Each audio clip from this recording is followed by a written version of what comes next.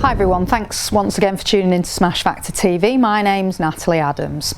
Today we're going to have a look at helping you never hit a fat shot again, and in order to do that we're going to look at the role that your pelvis needs to be playing during the golf swing. So I've set up here, just to help explain this, two alignment poles, just different colours.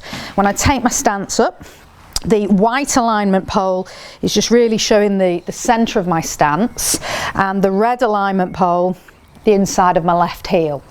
Now, if you're hitting a fat golf shot, when you're swinging back, you either are moving too far over to the right, and we'll look at the role of the pelvis in that in a second, and then you can't get back into position as you hit, or you're not moving enough into position as you hit.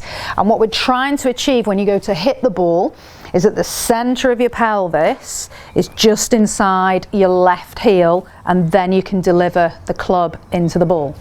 So let's just look at that in a little bit more detail.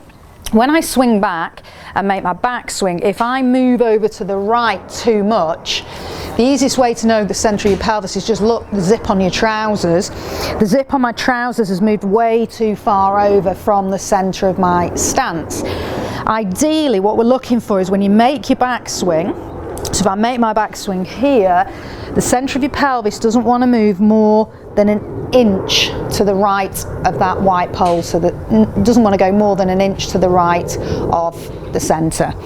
Okay, when you then swing down, your pelvis not only needs to turn at the target, but it needs to also move towards it. So if you're just turning your pelvis at the target and you're keeping the centre of your pelvis and you zip over this white pole too much, you're going to end up hitting the ground early, because you've got too much weight on your back foot and it'll make you lean back as you're hitting.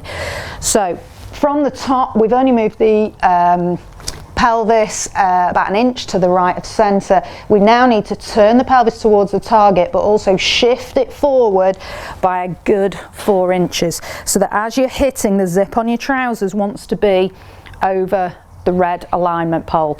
Then you can deliver the club in from that position. If you work on getting that feeling of moving and what that sense of movement is like, and how much more forward you need to actually travel to strike before you deliver the ball, you'll strike the ball much crisper. So have a go at that on the range to start with. I'd set the alignment poles up. You can maybe video yourself from head on, and then have a look at where the zip on your trousers looks like it is at impact.